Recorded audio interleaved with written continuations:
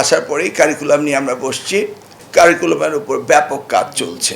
আমরা এই মন্ত্রণালয় থেকে একটা কমিটি অতি শীঘ্রই করব এবং শিক্ষা মন্ত্রণালয় থেকে বিগত সরকারের দুর্নীতির শ্বেতপত্র আমরা একটি প্রিন্ট করব, এটা আমাদের ইচ্ছা আছে। আর ট্যাব আমরা 1.4 মিলিয়ন ট্যাব আমাদের লাগবে।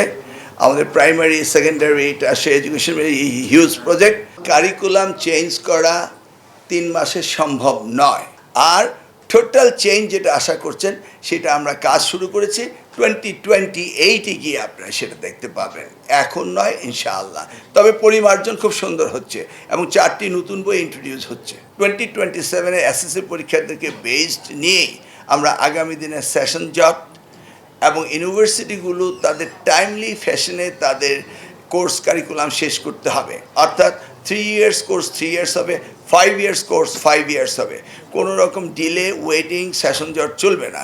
অ্যাট দ্য সেম টাইম আমরা ইন্টারমিডিয়েট পরীক্ষাও একইভাবে সিনক্রোনাইজ করার চেষ্টা করছি যেন কোনো রকম সময় নষ্ট না হয়। যেহেতু বাজেট ঘোষণা হয়নি, এটা আমরা প্রস্তাব পাঠিয়েছি।